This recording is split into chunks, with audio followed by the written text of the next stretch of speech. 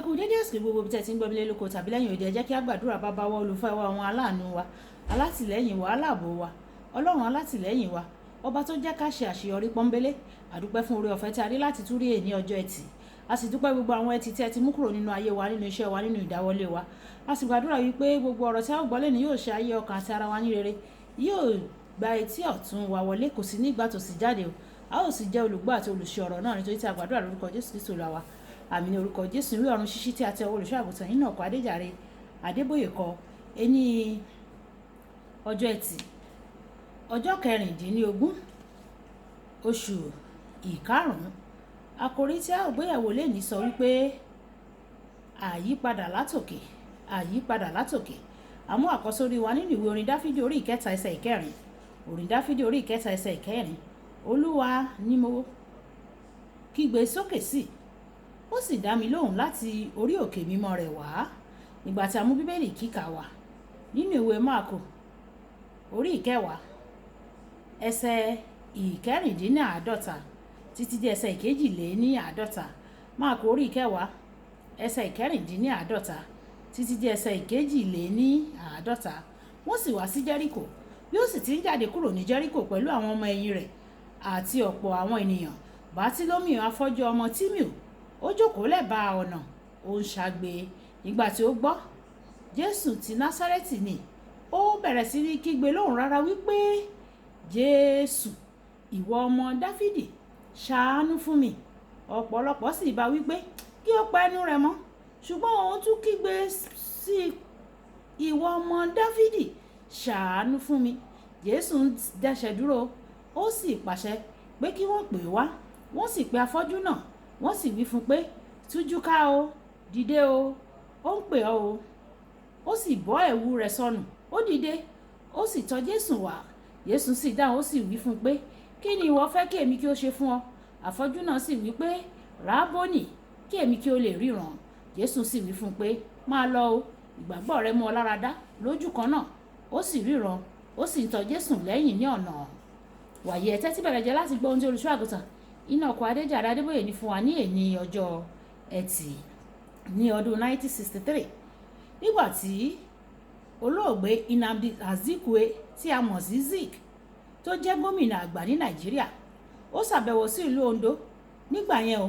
èmi jẹ́ olùkọ́ ilé ẹ̀kọ́ girama Ondo fún àwọn ọkùnrin torí pé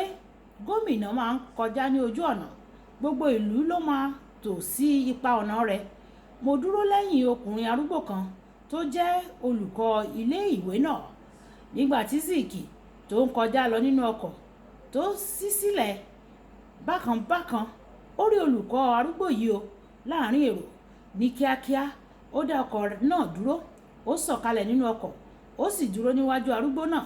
èmi kò mọ̀ pàtó ohun tí wọ́n sọ fún ara wọn o ṣùgbọ́n arúgbó náà bẹ̀rẹ̀ sí ní sọkún ní ìkẹyìn a rí wípé olùkọ́ arúgbó náà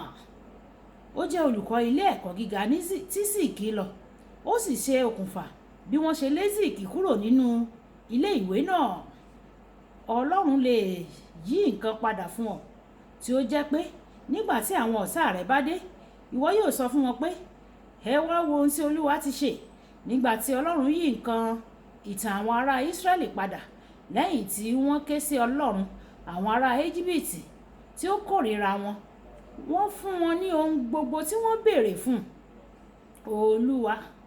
ó ti mú kí àwọn ènìyàn yìí rí ojú rere àwọn ará Íjíbítì wọ́n sì fún wọn ní ohun tí wọ́n béèrè fún wọ́n sì kó ẹrù àwọn ará Íjíbítì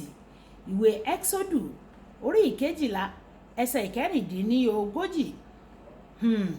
mò ń fèrò wò bí àwọn ará Ísírẹ́lì ṣe kan tí wọ́n kàn sí lọ láti lọ kan ilẹ̀kùn àwọn tí wọ́n kó wọn lẹ́rú tí wọ́n sì nà wọ́n tí wọ́n béèrè wọ́n bẹ̀rẹ̀ sí ní béèrè fún àwọn aṣọ iyebíye wọn àti bàtà àwọn ọ̀gá òǹdè náà kò sì ní ọ̀nà mìíràn jù láti gbà fún wọn nítorí pé Ọlọ́run ti dá sí ọ̀rọ̀ náà ó sì yí nǹkan padà fún àwọn ènìyàn rẹ̀ bí àbí Bátílómì afọ́jú àti fún ọ̀pọ̀ ọdún ó jókòó lójú ọ̀nà lójú pópó tí ó ti ń tọrọ báárà. Àmọ́ ṣá, bí ó ti jókòó ní ọjọ́ kan, bí ìṣe rẹ̀, Jésù ń kọjá. Bátílómì mọ̀ pé Jésù ní òun ni kọ́kọ́rọ́ sí ìgbé àyípadà rẹ̀. Nítorí náà ó bẹ̀rẹ̀ sí ní kígbe fún ìrànlọ́wọ́. Bí ó sì ti ń ké jáde, àwọn ènìyàn kan sọ fún un pé kó dákẹ́. Àmọ́ ṣá, a dúpẹ́, Bátílómì kò pa ẹnu rẹ̀ mọ́ o. Kò gbọ́ tiwọn. Dípò bẹ́ẹ̀, ó kígbe sí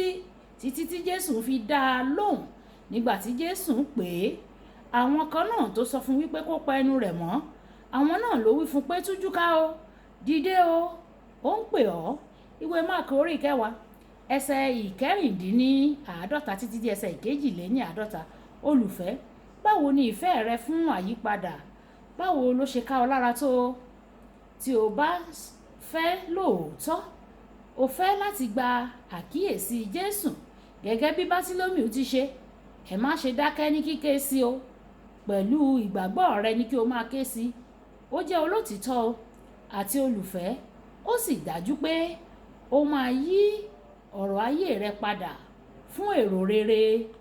tirẹ̀. Kókó ọ̀rọ̀: Ọlọ́run máa yí nǹkan padà fún àwọn tó bá súnmọ́,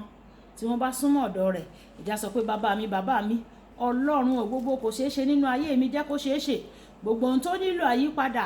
ìwọ Ọlọ́run tí ò yí padà ṣùgbọ́n tí òun yí òun padà, Olúwa bá mi yí padà. Gbogbo ohun tó nílò àyípadà nínú ayé mi, nínú iṣẹ́ mi, nínú okòwò àti iṣẹ́ ìránṣẹ́ mi, Olúwa jọ̀wọ́ bá mi yí padà lónìí, kí gbogbo ògo ọlá àti ìyìn kó jẹ́ tiyín. Ẹ ṣé nítorí tí ẹ ti gbọ́ o. Jésù Olúwa wa. Àmín. Olúwabùkọ́lá Ayako ni orúkọ mi. Ẹ máa bá mi like, ẹ máa share, ẹ máa comment nípa ẹ̀, kí àwọn ènìyàn kí wọ́n lè jẹ àǹfààní ọ̀run ṣíṣí Yorùbá. Náání náání náání, ohun àní náání náání. Ó dàbọ̀.